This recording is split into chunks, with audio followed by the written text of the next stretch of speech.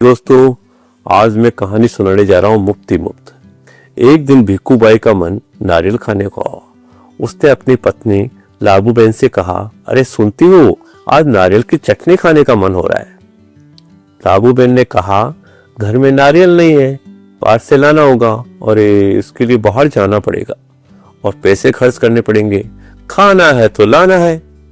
अब क्या हुआ कि वो अपनी छड़ी उठाई और गया बाजार की तरफ। दुकानदार से कहा, भैया नारियल कितने का दिया? ने कहा 2 रुपए का। काका देखो, मैं इतनी दूर से आया हूँ, 2 रुपए का? 2 रुपए तो बहुत ज्यादा है, 1 रुपए दे दो ना। नारियल वाले ने कहा, ना जी ना, 2 रुपए सही दाम, ले लो या छोड़ दो। ठीक है। भिक्खू भाई बड़बड़ाए, अच्छा तो बताओ 1 रुपए में कहाँ मिलेगा? नारियल वाले ने कहा, यहाँ से थोड़ी दूर मंडी है, वहां शायद मिल जाए। भिक्खू भाई उस तरफ चल पड़े। चलो देख लेते हैं। वो मंडी पहुंचे और वहां आवाज आ रही थी खूब सारे व्यापारियों की, आलू बटाटा, आलू कांदा, आलू कांदा, आलू बटाटा, गोभी, बंद गोभी, 6 वाला 4 में, 6 वाला 4 में। उसने मंडी वाले ने दुकान वाले से पूछा, नारियल कितने का दिया काका? 1 रुपए का। जो चाहो ले लो, जितने चाहो ले लो।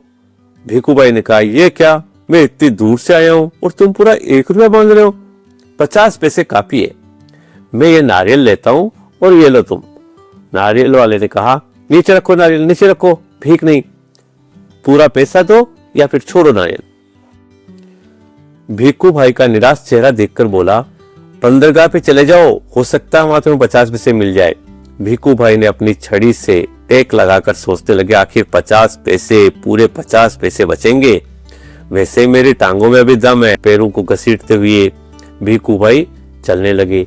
हर 2 कदम पर रुककर जेब में से सफेद रुमाल निकालकर अपना पसीना पूछते। सागर के किनारे पर एक नाव वाला बैठा था। उसके सामने नारियल रखे थे। अरे भाई, नारियल कितने में दोगे? भिक्खू भाई ने पूछा। ये तो काफी अच्छे दिखते हैं काका, ये भी कोई पूछने वाली बात है? क्यों? 50 पैसे के, नाव वाले ने कहा। 50 पैसे? भिक्खू भाई मानो हैरानी से हक्के बक्के हुए। इतनी दूर से पैदल आया हूँ, इतना थक गया हूँ, तुम कहते हो 50 पैसे? मेरी मेहनत बेकार हो गई। ना भाई ना, 50 पैसे बहुत ज्यादा है, मैं तुम्हें 25 पैसे दे दूंगा, ये लो रख लो। ऐसा कहते भिक्खू भाई ने झुककर नारियल उठाने वाला था। नावल, नीचे रख दो भाई, मेरे साथ कोई सौदा नहीं चलेगा। थोड़ी देर बाद उसने भिक्खू भाई की ओर ध्यान से देखा और ठंडे दिमाग से बोला, सस्ते में चाहिए? नारियल के बगीचे में चले जाओ, वहां तुम्हें ढेर सारे मिल जाएंगे मनपसंद दाम में। भिक्खू भाई ने फिर अपने आपको समझाया, इतनी दूर आया हूं, अब बगीचे तक जाने में क्या हर्ज है?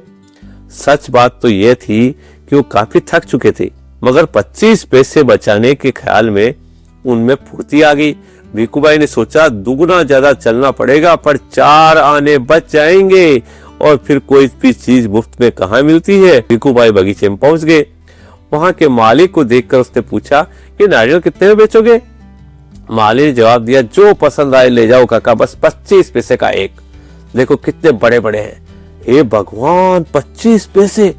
पूरा रास्ता पैदल आने के बाद भी जूते घिसके, पैर थक गए और पैसे भी देने पड़ेंगे। मेरी बात मानो, एक नारियल मुफ्त में दे दो, देखो मैं कितना थक गया हूँ। भिक्खू भाई की बात सुनकर माली ने कहा, अरे काका, मुफ्त में चाहिए ना, ये रहा पेड़ और ये रहा नारियल, पेड़ पर चढ़ जाओ और जितने चाहो तोड़ लो, वहां नारियल की कोई कमी नहीं। पैसे तो मेरी मेहनत के हैं, सच, जितने चाहो उतने तोड़ लो। भिक्खू भाई तो खुशी के मारे फूले समाये। मेरा यहाँ आना बेकार नहीं गया। उन्होंने जल्दी जल्दी पेड़ पर चढ़ना शुरू कर दिया। पेड़ पर चढ़ते चढ़ते भिक्खू भाई ने सोचा, बहुत अच्छे, मेरी तो किस्मत खुल गई, जितने नारियल चाहूं उतने तोड़ लूं और पैसे भी न दूं, क्या बात है। भिक्खू भाई ऊपर पहुंच गए। फिर वे टहनी और तने के बीच आराम से बैठ गए और दोनों हाथों को आगे बढ़ाने लगे सबसे बड़े नारियल को तोड़ने के लिए। जक, ये पैर फिसल गए उनके। भिक्खू भाई ने एकदम से नारियल को पकड़ लिया। उसके दोनों पैर हवा में झूल रहे थे। अरे मैं क्या करूं? भिक्खू भाई, अरे भाई मदद करो। उसने नीचे खड़े माली से विनती की। माली ने कहा, वो मेरा काम नहीं काका, मैंने सिर्फ नारियल लेने की बात की थी, बाकी सब तुम्हारे और तुम्हारे नारियल के बीच मामला है। पैसे नहीं, खरीदना नहीं, बेचना नहीं और मदद नहीं, सब कुछ मुफ्त। तब ऊंट पर सवार एक आदमी वहां से गुजरा। ओ भाई, भिक्खू भाई ने जोर से आवाज लगाई, ओ ऊंट वाले, मेरे पैर वापस पेड़ पे टिका दो, बड़ी मेहरबानी होगी। ऊंट वाले ने सोचा, चलो मदद कर देता हूँ, मेरा क्या जाता है। ऊंट की पीठ पर खड़े होकर उसने भिक्खू भाई के पैर को पकड़ लिया। ठीक उसी समय ऊंट को हरे हरे पत्ते नजर आए। पत्ते खाने के लालच में ऊंट ने गर्दन झुकाई और वो अपनी जगह से हट गया। बस वह आदमी ऊंट की पीठ से फिसल गया और अपनी जान बचाने के लिए इसने भिक्खू भाई के पैरों को कसकर पकड़ लिया। अब दोनों क्या करते, इतने में एक घुड़सवार आया। अरे, पेड़ पे लटके दोनों पुकारने लगे, अरे सुनो भाई सुनो, कोई बचाओ बचाओ बचाओ। घुड़सवार को देखकर भिक्खू भाई ने दुआई दी, ओ मेरे भाई, मुझे पेड़ पर वापस पहुंचा दो, हम 1 मिनट नहीं लगेगा, मैं घोड़े की पीठ पर चढ़कर इनकी मदद कर देता हूं। यह सोचकर घुड़सवार ने घोड़े पर उठ बैठ खड़ा हुआ। लेकिन कौन कहता है घोड़ा ऊंट से बेहतर है। हरी हरी घास दिखाई देने पर तो दोनों एक जैसे ही है। घास के चक्कर में घोड़ा जरा आगे बढ़ा और छोड़ चला अपने मालिक को। ऊंट वाले के पैरों को पकड़ते हुए लटकते हुए अब 1 2 तीनों झूलते रहे नारियल के पेड़ से। काका काका कस के पकड़ना, घुड़सवार ने पसीना पसीना होते हुए कहा। अब तक कोई बचाने वाला न आए, कहीं छोड़ न देना, मैं आपको 100 रुपए दूंगा। काका काका, ऊंट वाले की बारी थी, मैं आपको 200 रुपए दूंगा, लेकिन नारियल छोड़ना नहीं, कस के पकड़े रहना। 100 और 200, बाप रे बाप, 300 रुपए। भिक्खू भाई का सर चकरा गया। इतना सारा पैसा। खुशी से उन्होंने दोनों बाहों को फैलाया और नारियल गया हाथ से छूट। तीनों पड़े धड़ाम से जमीन पर, घुड़सवार, ऊंट वाला और भिक्खू भाई। भिक्खू भाई अपने आप को संभाल रहे थे कि एक बहुत बड़ा नारियल उनके सिर पर आके फूटा, वो भी बिल्कुल मुफ्त। इस कहानी के कुछ सवाल है जिनके जवाब लिख सकते हैं, जिन पे सवालों पे बातचीत कर सकते हैं। पहला सवाल है, भिक्खू भाई बारी बारी से किसके पास गए?